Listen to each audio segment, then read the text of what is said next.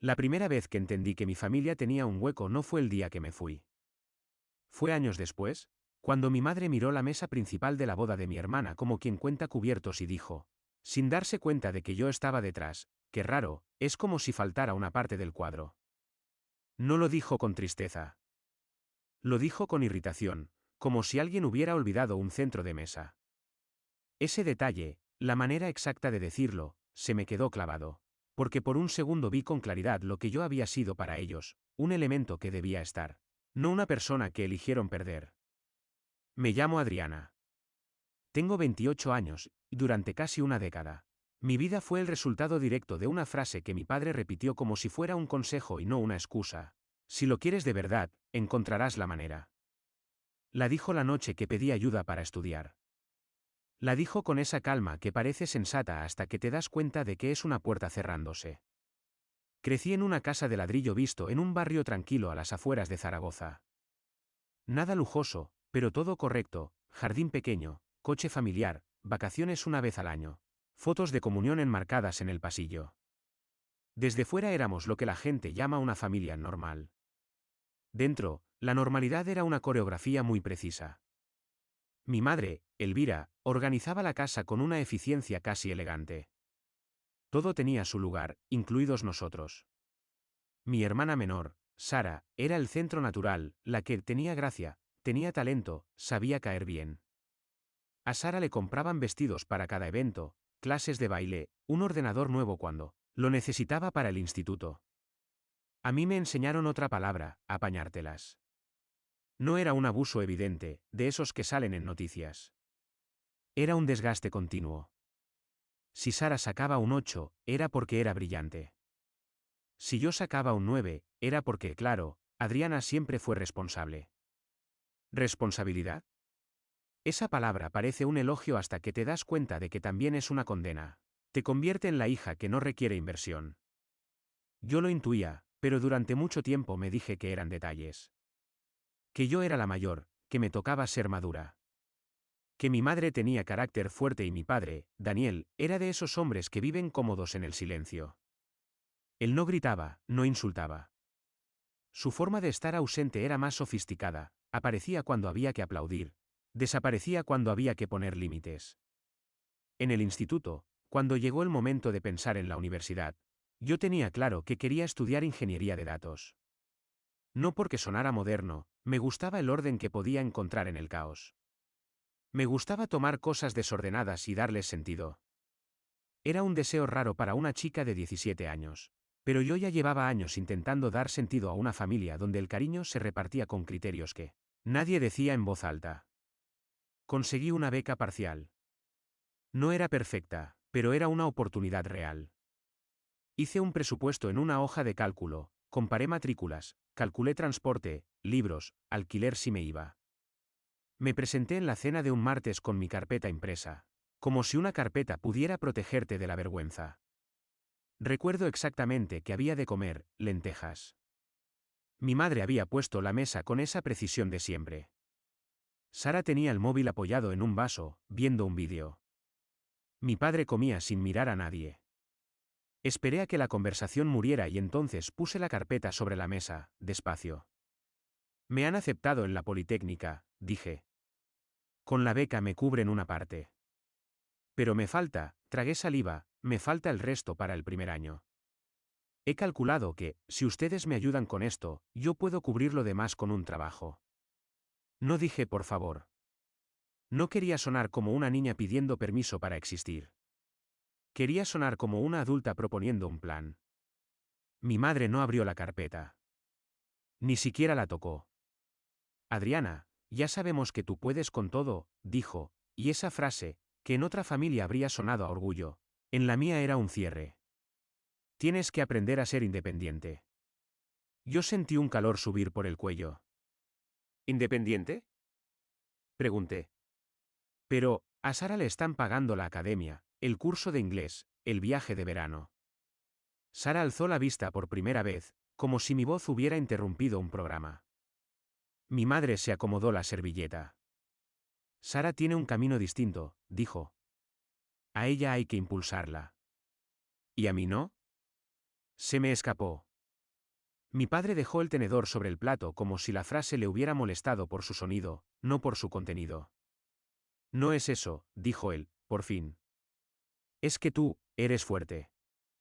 Fuerte. Otra vez. Yo miré a mi padre, esperando algo más, una frase concreta, una propuesta, un yo te ayudo con esto, aunque fuera la mitad. Algo que demostrara que yo no estaba sola en esa mesa. Él bajó la mirada. Sara soltó una risa pequeña, no cruel, pero sí cómoda. La risa de quien siempre ha sido sostenida y no entiende el costo de caerse. Pues trabaja, dijo. Yo también trabajaré algún día. Mi madre cortó la conversación como se corta un hilo. Se acabó, Adriana. Si lo quieres, encontrarás la manera. Mi padre asintió en silencio, como si el silencio fuera neutral. No lo era. Esa noche fui a mi habitación y abrí la carpeta en la cama. Las cifras seguían ahí. Mi plan seguía teniendo sentido. Lo único que no encajaba era yo. Yo en esa casa. Yo en esa familia. A las 4 de la madrugada metí ropa en una mochila, cogí mis papeles, mi portátil viejo, y me senté en el borde de la cama sin llorar, respirando lento, como cuando intentas evitar un ataque de pánico. No fue una salida dramática. Fue una decisión fría: si me quedaba, iba a pasar años negociando migajas. Si me iba, al menos la miseria sería mía y no un castigo disfrazado de enseñanza. Me fui al amanecer. Dejé las llaves en la encimera de la cocina. No dejé nota. No porque no tuviera nada que decir, sino porque ya lo había dicho y nadie lo escuchó. En el portal me crucé con mi padre, vestido, como si hubiera estado despierto. Él se quedó parado con las manos en los bolsillos, mirando el suelo y luego mirándome, como si buscara una frase. Yo esperé. Él abrió la boca y dijo lo único que siempre decía cuando algo se rompía. Dale tiempo a tu madre. Eso fue todo. No le respondí. Salí. Si alguien piensa que irte así se siente liberador, miente. Al principio se siente como caminar sin piel. Cada ruido duele. Cada decisión pesa. Te pasas semanas esperando que te llamen para decirte que te equivocaste, que vuelvas, que te necesitan. Nadie llamó. La residencia de estudiantes en Zaragoza era un edificio viejo con calefacción caprichosa. Mi habitación tenía una cama estrecha, un escritorio cojo y una ventana que cerraba mal. La primera noche dormí con la chaqueta puesta, porque no había traído manta. No por dramatismo, por olvido. Cuando estás huyendo de una vida, olvidas lo básico. En una semana tenía 2 trabajos. Por la mañana iba a clase. Por la tarde, limpiaba oficinas en un coworking cerca del campus. Por la noche, atendía una gasolinera en la salida de la autovía. Aprendí a vivir con sueño como quien vive con una muela rota. Te acostumbras al dolor hasta que te das cuenta de que te está cambiando la cara. Comía lo que podía, bocadillos baratos, pasta, fruta cuando había. A veces, la señora de la limpieza del coworking, una mujer dominicana llamada Luz, me dejaba un tupper con arroz y pollo sin decir nada. Yo lo aceptaba con vergüenza y gratitud en partes iguales. Mi nota media empezó a caer. No por falta de capacidad, sino por falta de horas. Un día me dormí en un examen parcial y entregué en blanco 2 preguntas. Salí del aula y me quedé sentada en el pasillo con el estómago revuelto, pensando, así es como se pierden las becas. Fue ahí cuando apareció alguien que no tenía por qué hacerlo.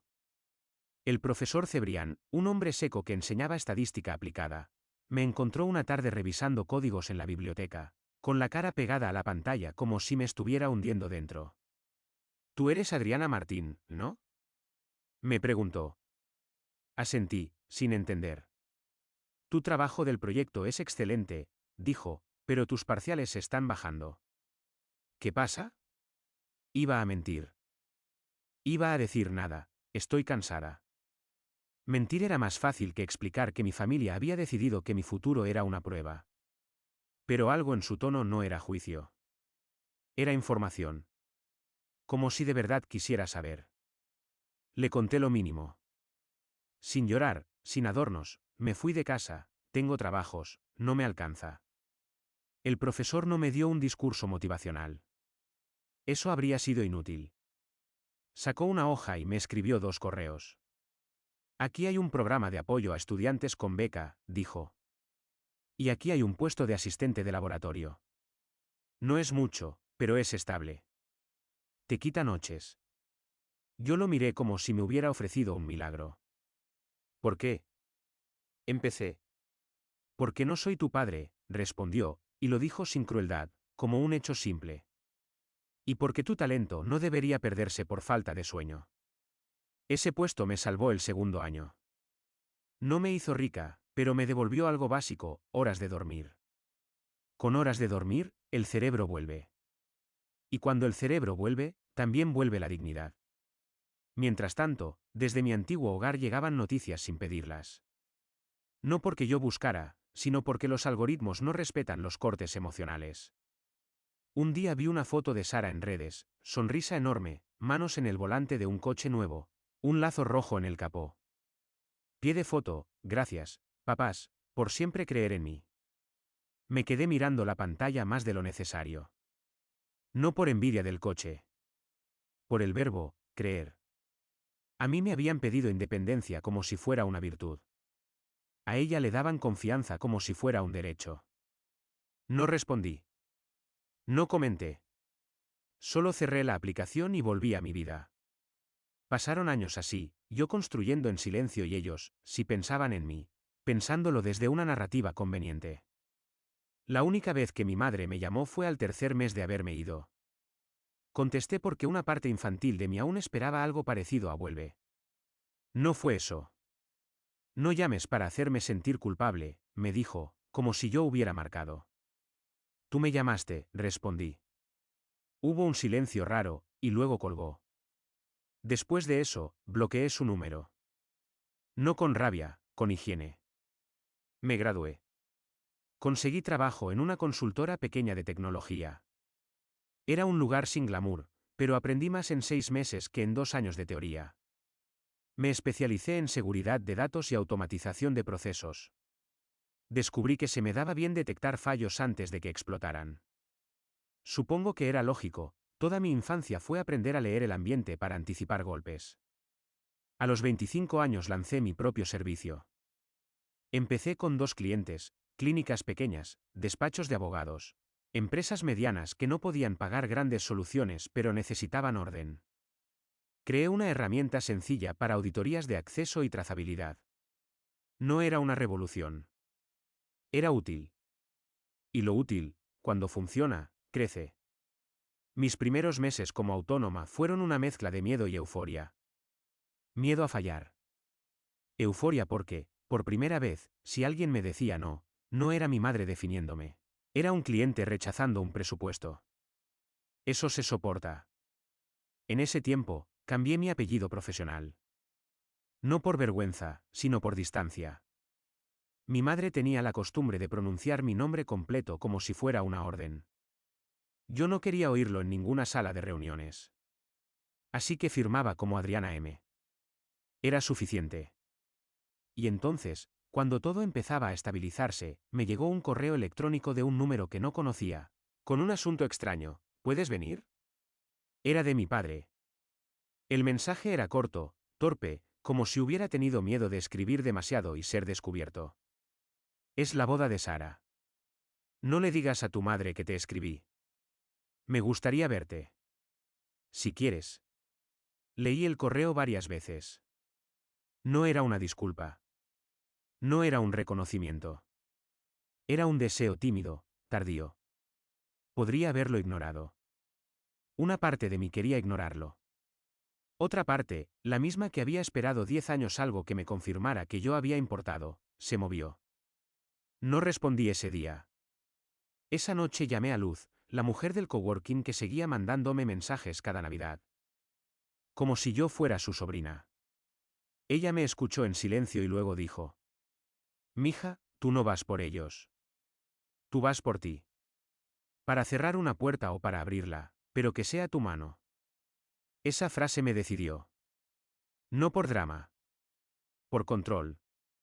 Había vivido demasiado tiempo reaccionando al abandono como para no valorar la oportunidad de decidir yo el final de un capítulo. Así que fui. La boda de Sara se celebraba en una finca cerca de la costa, hacia Tarragona, con vistas al mar y una decoración que gritaba dinero en cada detalle. Flores blancas, luces cálidas, mesas largas, un arco de madera, un cuarteto de cuerda tocando piezas que nadie escucha realmente. Llegué sola. Vestido simple, pelo recogido. No quería llamar la atención. No quería parecer una amenaza. Solo quería estar. Cuando entré, sentí de golpe la misma sensación de cuando vuelves a un lugar que te vio pequeña. El cuerpo recuerda aunque tú hayas olvidado. Vi a mi madre primero. Elvira se movía entre los invitados como si ella fuese la anfitriona principal del mundo. Sonrisa grande, mirada controladora, manos siempre ocupadas con una copa o un abrazo. Cuando me vio, no se quedó quieta ni un segundo. Me alcanzó como un misil con perfume caro. Adriana, dijo, y pronunció mi nombre como si lo probara en la boca. Mira tú. Has venido. No fue me alegro. Fue constatación. He venido a la boda, respondí, neutral. Mi madre me miró de arriba abajo con rapidez. Evaluación, no curiosidad. Qué, bien, dijo. Bueno. No esperábamos, una pausa. No importa. Siéntate donde puedas. Y se fue, ya girando la cabeza hacia otra persona. ¿Ni un cómo estás? ¿Ni un dónde has estado? Como si mi presencia fuera un elemento del montaje que había que recolocar. No me dolió como antes. Me sorprendió. Esa era la diferencia. Vi a mi padre cerca de la mesa principal. Más encorvado, más canoso. Cuando me vio, no sonrió, pero sus ojos cambiaron. Se acercó con pasos pequeños. Gracias por venir, dijo. Eso sí me tocó. No porque fuera suficiente, sino porque era, por fin, una frase directa. Estoy aquí, respondí. Me apretó el brazo y se fue sin saber qué más hacer. Como un hombre que toda la vida practicó la distancia y ahora no sabe manejar la cercanía. Me sentaron al fondo. Literalmente al fondo, junto a un pilar, con gente que yo no conocía, compañeros de trabajo de Sara, parejas de amigos de su prometido. Era una forma elegante de mantenerme fuera del cuadro sin expulsarme. No discutí. Me senté. Respiré. Observé. La ceremonia fue bonita en el sentido superficial, votos ensayados, risas, una lágrima calculada de mi madre en el momento justo. Sara estaba radiante, de verdad. No puedo negarlo. Tenía esa facilidad natural para brillar incluso cuando la luz era prestada. El prometido se llamaba Víctor. Alto, mirada seria, sonrisa moderada. Parecía buen tipo. Y eso me inquietó, que alguien decente pudiera querer a mi hermana no a pesar de la familia, sino sin verla. Durante el cóctel, Víctor se movía saludando gente con la educación de quien está acostumbrado a tratar con desconocidos. En algún momento lo vi hablar con un hombre de traje oscuro y un reloj demasiado caro. Lo reconocí al instante, Marc Vidal, director de operaciones de una cadena de clínicas privadas para las que yo estaba a punto de cerrar un contrato importante. Habíamos tenido reuniones por videollamada, conversaciones tensas sobre cumplimiento, riesgos, seguridad. En mi bolsillo el móvil vibró con una notificación de calendario, revisión final de acuerdo, lunes. Me quedé quieta. Pensé, no. No puede ser. Entonces Víctor giró la cabeza hacia la sala, y nuestros ojos se cruzaron. Lo vi parpadear, como si su cerebro hubiera reconocido algo antes de aceptar lo que veía. Se acercó. Perdona, dijo. ¿Tú eres Adriana Martín? ¿Adriana M? Yo asentí. Víctor se quedó inmóvil un segundo, y luego sonrió con una mezcla rara de alivio y sorpresa. Eres tú, dijo, y su voz subió un poco sin querer. La consultora de seguridad.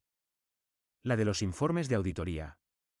Algunas cabezas cercanas se giraron. Marc Vidal también levantó la mirada desde el bar. Yo sentí un impulso automático de hacerme pequeña. Viejo reflejo. Pero ya no. Sí, dije. Soy yo.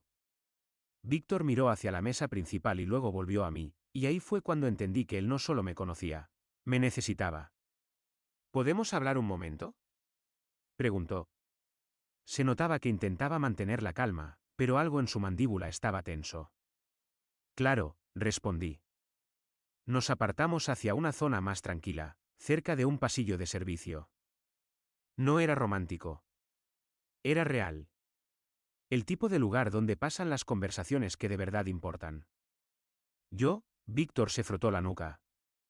Esto es rarísimo. Sara me dijo que no tenía relación con su hermana, pero no me dijo nada de tu trabajo. Y acabo de ver a Mark. Y tragó saliva. ¿Ha pasado algo? No pregunté o qué. Esperé. A veces el silencio es la herramienta más poderosa. Víctor respiró hondo. Sara ha estado usando un cargo que no es real, dijo de golpe. Y no hablo de exagerar un poco. Hablo de inventarlo. Sentí un frío familiar. ¿En qué sentido? Pregunté, aunque ya sabía por dónde iba. Víctor bajó la voz. Me enteré por accidente. Hace una semana, en el trabajo, me pidieron validar ciertos documentos porque el equipo legal iba a auditar perfiles de personal. Salió el nombre de Sara asociado a una acreditación que no aparece en ningún registro. Yo pensé que era un error administrativo. Se lo dije a Sara. Ella se puso pálida y dijo que lo arreglaría. Le temblaban los dedos cuando hablaba. Hoy, hace una hora, Mark vino a saludarme como si fuéramos viejos amigos y me dijo algo sobre el sistema nuevo, y la consultora que va a poner orden. Yo no entendía. Y entonces vi tu cara. Y, apretó los labios. He ido al coche a revisar un correo del departamento legal.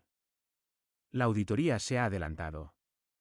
Y Sara está señalada por falsificación de credenciales en una solicitud interna de ascenso.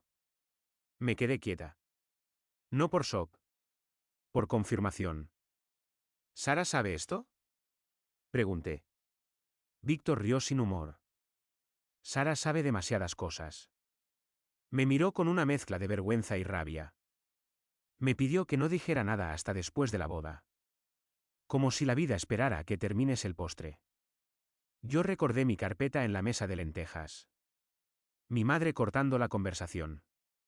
Mi padre mirando el plato. Y algo dentro de mí, que durante años había sido una mezcla de tristeza y ansiedad, se reorganizó en una claridad seca. Víctor, dije, no voy a meterme en tu relación. Pero no soy un secreto ni una herramienta. Y no voy a sostener mentiras. Víctor asintió, como si eso fuera lo que necesitaba oír para darse permiso. No quiero humillarla, dijo. Pero necesito saber con quién me estoy casando. Y miró hacia la sala. Tu familia me está mirando como si yo fuera parte de su fotografía. Y yo siento que me han construido un decorado. La palabra decorado me dolió por una razón tonta, era exacta. Antes de que yo respondiera, oí la voz de mi madre, fuerte, alegre, llamando a los invitados para el brindis. La gente empezó a moverse hacia las mesas. Un micrófono apareció. Un aplauso de rutina. Víctor se enderezó. Voy a preguntarle, dijo, y su tono ya no era duda. Era decisión. Víctor, empecé. Él me miró. Si lo dejo pasar hoy, voy a vivir dentro de esto, dijo. Y no puedo. Volvió hacia la sala. Yo me quedé donde estaba un segundo, con el corazón acelerado, pensando en irme. Pensando en desaparecer antes de que mi nombre se convirtiera en otra guerra. Pero me vi a mí misma con 18 años, con la mochila al amanecer, saliendo sin decir nada porque nadie escuchaba. Esta vez, quería escuchar. Aunque doliera.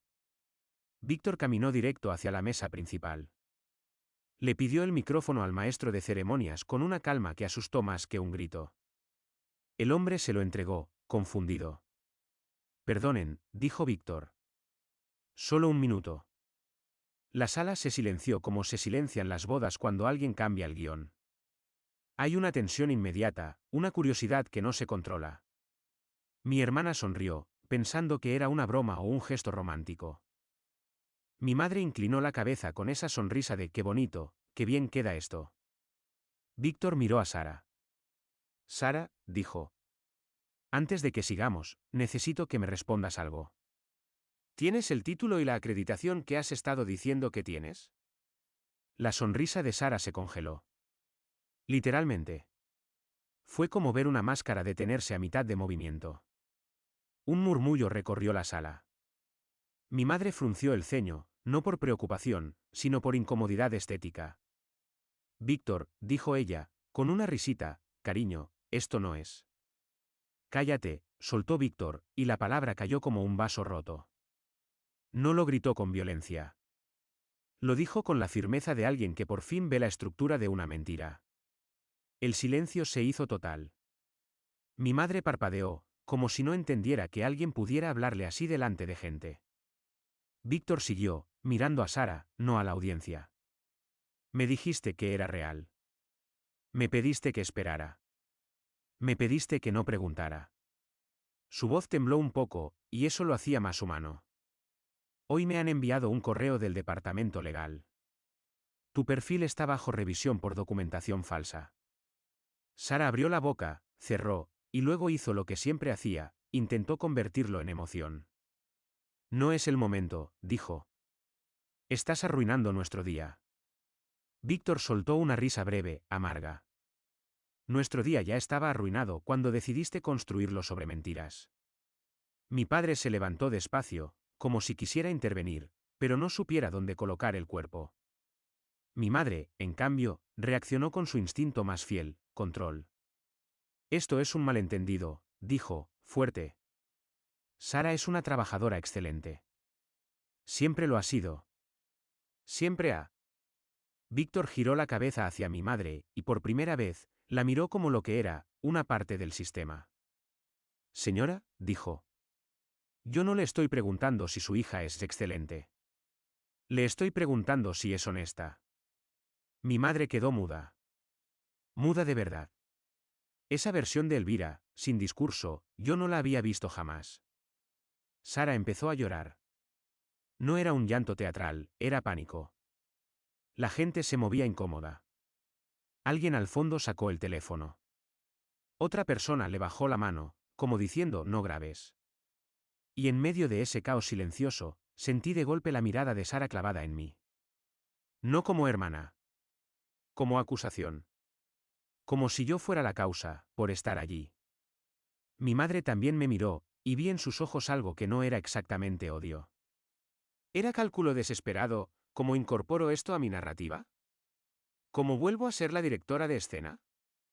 Víctor siguió hablando, pero ya no para Sara. Para sí mismo. Y lo peor, dijo, es que me enteré de algo más hoy. Tragó saliva, como si le doliera. Me enteré de quién es Adriana. La sala se giró casi al unísono hacia el fondo, hacia mí, como si todos hubieran recibido la misma orden. Yo sentí la antigua vergüenza querer subirme por el cuello. El reflejo de no molestes. Pero ya no estaba en esa casa. Ya no tenía 18. Víctor señaló con la mano. Adriana es la persona que ha estado ayudando a mi empresa a cumplir con auditorías y sistemas, dijo. La persona que ha construido, sola, lo que nosotros pagamos por usar. Y ustedes la tuvieron aquí sentada al fondo como si fuera un extra. Un murmullo recorrió las mesas. Marc Vidal, desde el bar, me miró con una cara que mezclaba incomodidad y respeto profesional. Él sabía quién era yo. Mi madre abrió la boca como para protestar, pero no encontró un ángulo donde ella quedara bien. Ese era el problema, por fin no había ángulo. Sara dio un paso hacia el micrófono. No, dijo. Esto no tiene nada que ver con ella. Víctor la miró. Tiene que ver con todo, respondió. Tiene que ver con que me presentaste una vida editada, una familia editada, una historia editada. Y yo no quiero vivir en un montaje. Una dama de honor se acercó a Sara, intentando sostenerla. Sara la apartó, como un animal herido. ¿Entonces qué? Sollozó. ¿Vas a dejarme aquí? Víctor cerró los ojos un momento. Cuando los abrió, ya había tomado una decisión dolorosa. No voy a casarme hoy, dijo, con voz baja pero firme. Y no voy a fingir que esto no pasó. Fue como si alguien hubiera apagado la música interior de la sala. Nadie sabía qué hacer con los cuerpos. Mi madre se levantó de golpe. Esto es una humillación, dijo, y su voz volvió a ser la de siempre. Esto es cruel. Yo la miré desde el fondo, y me sorprendió lo poco que me movió. Porque por primera vez entendí, para ella, la humillación no era el acto de mentir. Era la exposición. Mi padre, finalmente, habló. Su voz salió pequeña, pero audible. Elvira, basta. Esa frase, tan simple, fue casi más fuerte que el anuncio de Víctor. Porque mi padre jamás le decía basta a mi madre. Nunca. Su silencio había sido su religión. Mi madre lo miró como si la hubiera traicionado.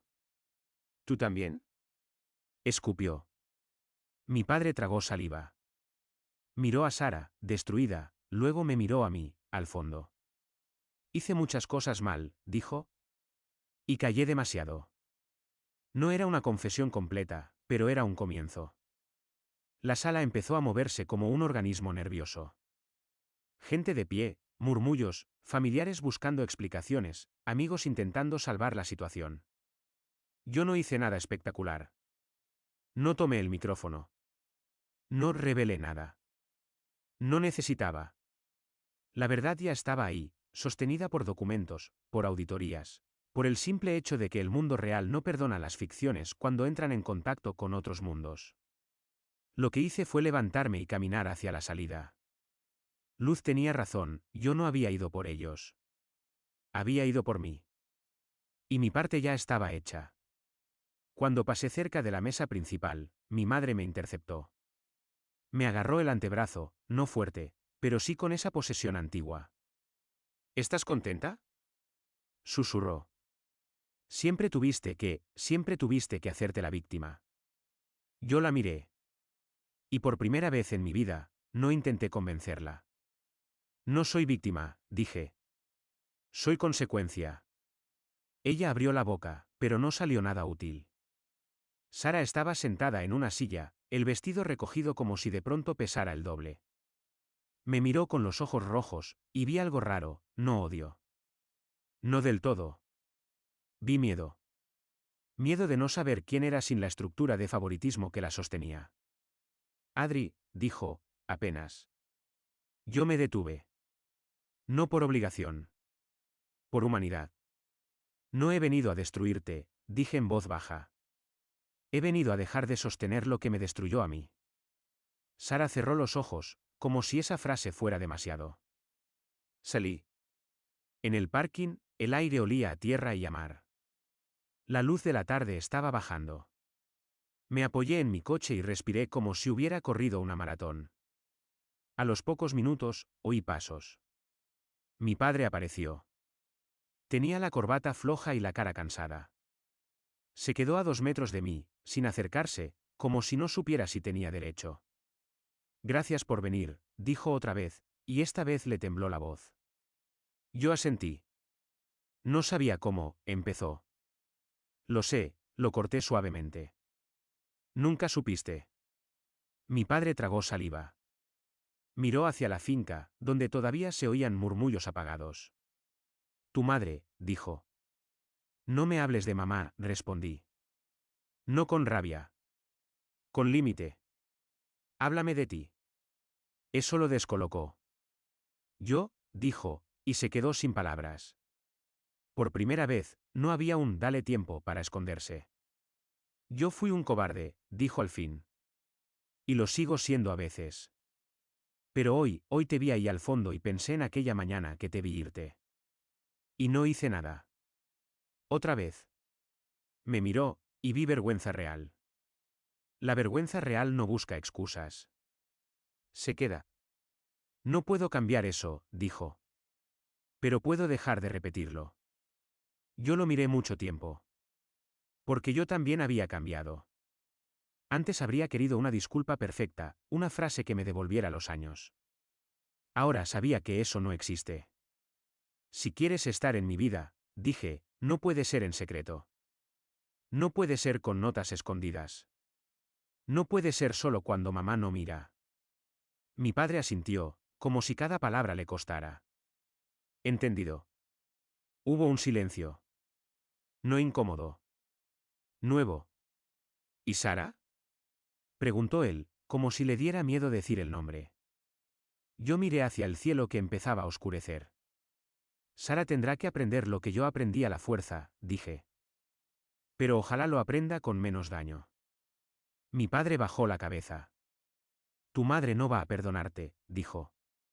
No he venido a ser perdonada, respondí. He venido a ser libre. Esa frase no me salió como discurso. Me salió como diagnóstico. Mi padre respiró hondo. ¿Puedo llamarte? Preguntó, y por primera vez parecía un hombre pidiendo permiso de verdad. Puedes, dije. Pero no para hablar del clima. Para hablar de lo que importa. Asintió. Me subí al coche. Antes de arrancar, vi a Víctor saliendo de la finca por otra puerta, solo, con la chaqueta en la mano. No me vio. O me vio y decidió no acercarse. No importaba. Él también había hecho lo suyo, negarse a vivir en una mentira. En los días siguientes, todo se acomodó con la lentitud inevitable de las cosas reales. Hubo llamadas. Hubo mensajes de familiares que antes creían a mi madre y ahora ya no estaban tan seguros. Hubo silencios. Muchísimos. Sara me escribió una vez. Solo una frase, no sé quién soy sin ellos. No pedía dinero. No pedía defensa. Era, por primera vez, una frase sin estrategia. No respondí ese mismo día. La verdad es que me dolió. No por compasión fácil, sino porque entendí algo incómodo. Sara también había sido moldeada. No con abandono como el mío, sino con expectativas y permisos que la dejaron inútil frente a la realidad. Respondí 2 días después, con honestidad pequeña. Yo tampoco sabía quién era cuando me fui. Se aprende, pero duele. Mi madre no me escribió. Tampoco me sorprendió. El tipo de madre que convierte a una hija en gasto no cambia porque un día se caiga el decorado. Cambia solo si está dispuesta a mirarse sin maquillaje, y Elvira nunca quiso eso. Prefería controlar espejos. Mi padre sí llamó. El primer domingo, a las 6, como si hubiera puesto una alarma para ser valiente. Hablamos 15 minutos. No fueron perfectos. Hubo pausas raras. Pero por primera vez, no sentí que estaba mendigando un lugar. Sentí que estaba eligiendo si lo concedía. 2 meses después, me encontré con Sara en una cafetería cerca de la estación. Sin madre. Sin padre. Solo nosotras. Sara llegó sin maquillaje, con ojeras y las manos temblorosas alrededor de un vaso de café. Parecía más joven y más vieja al mismo tiempo. No te odio, dijo de golpe, como si lo hubiera ensayado. Yo tampoco, respondí. Se le llenaron los ojos de lágrimas. Pensé que lo merecía todo, dijo. Pensé que era normal. Yo asentí. A mí me dijeron lo contrario, dije. Que yo podía con todo, por eso no necesitaba nada. Sara respiró, como si esa frase le diera una forma nueva al pasado. ¿Y ahora qué? Preguntó. Esa pregunta era el verdadero inicio. Porque por primera vez no era como lo arreglo para que mamá no se enfade. ¿Era como vivo sin el guión? Ahora, dije, ahora te toca aprender a sostenerte. Yo puedo ser tu hermana, pero no puedo ser tu suelo. Eso lo tienes que construir tú. Sara asintió, con un gesto pequeño, y por primera vez no parecía una niña caprichosa ni una víctima perfecta. Parecía alguien empezando. No voy a venderte un final limpio. No lo hubo. Mi madre sigue sin hablarme. Mi padre lo intenta, a su ritmo, con torpeza. Sara está estudiando de verdad ahora, de manera lenta, sin aplausos, sin fotos, y creo que eso le hace bien aunque duela. Yo sigo trabajando. Sigo construyendo. Y, sobre todo, sigo viviendo sin negociar mi valor con quien solo me veía útil cuando convenía. A veces, por la noche, vuelvo a esa frase de mi madre, la del falta una parte del cuadro. Y me doy cuenta de algo que antes no entendía, yo sí faltaba. Pero no como un adorno. Faltaba como falta una verdad cuando has pasado años reemplazándola por apariencia. Y cuando esa verdad entra, aunque rompa una boda, también abre una puerta. No para volver. Para salir.